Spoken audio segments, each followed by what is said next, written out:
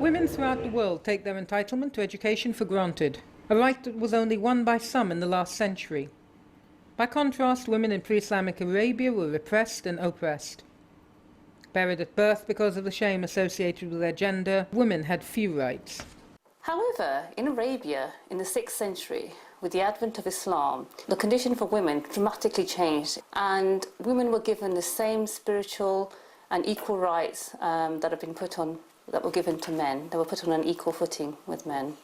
The Holy Quran ensured women's equality on the spiritual, intellectual, social and economic level.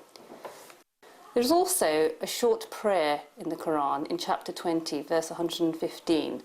O my Lord, increase me in my knowledge.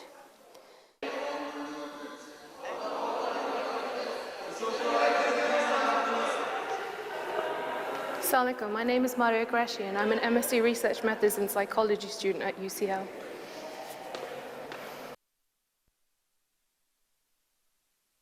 I feel that education for a Muslim woman is very empowering. I feel that I can make a positive contribution to my field of study, and that through all the skills that I gain, I can help other women in my community understand mental health issues much better.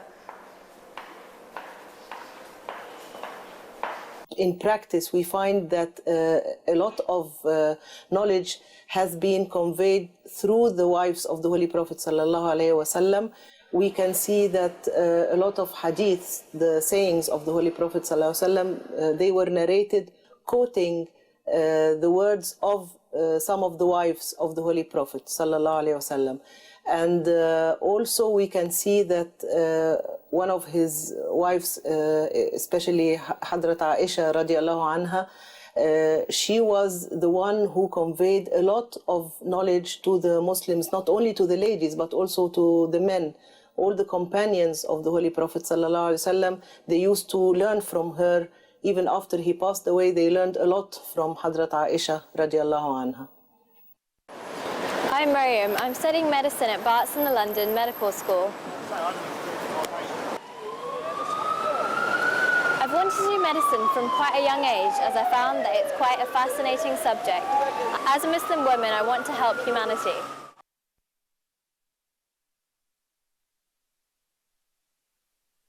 If we look back on the history of Islam, we see the example of Hazrat Aisha radiallahu ta'ala anha, who was a very learned woman. In fact, many of the hadiths that we have today are quoted by her. As a Muslim woman of today, it's important to pick up that mantle from where she left it, and for us to also strive to be learned and to seek an education. Education in Islam is encouraged for, especially for ladies, because ladies are the ones who are in charge of bringing up the children and educating them. And educating women means educating the new generation.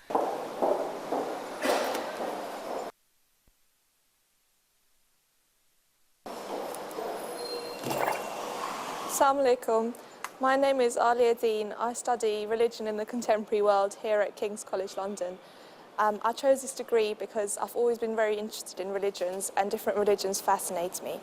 I think it's important for Muslim women to be educated because it opens up their minds and lets them pass it on to future generations. For the Muslim women, also education is a lifelong process, because as she continues in her daily routine, she also reads, for example, books. She reads the Holy Quran. She has to recite the Holy Quran daily, and it is not only reciting, it is also understanding the Holy Quran. And this is also something that comes every day. When someone is reading the Holy Quran, you get to find new meanings to the Holy Quran, a process which is no end for the education. So how are today's Muslim women expressing this great blessing of the right to education?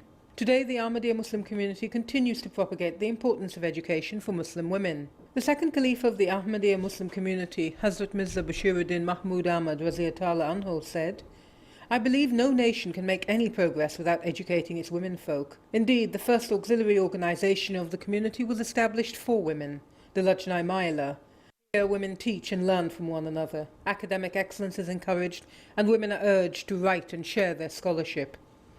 Muslim women today owe a debt of gratitude to the Holy Prophet of Islam who established their rights and gave them a dignity which remains unsurpassed in the world today.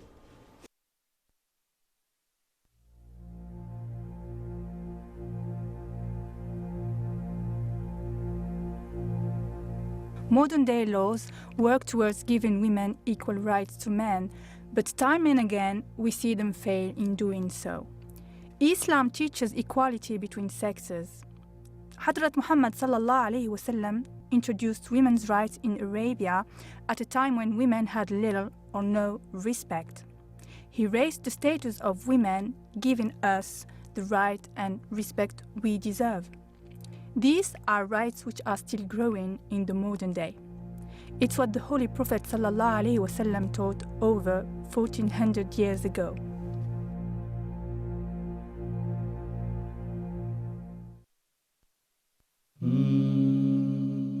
भेज दुरूद उस मोहसिन पर तू दिन में 100 बार भेज दुरूद उस मोहसिन पर तो दिन में 100 बार पाक मोहम्मद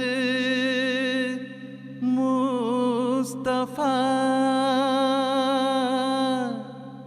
नबियों का सरदार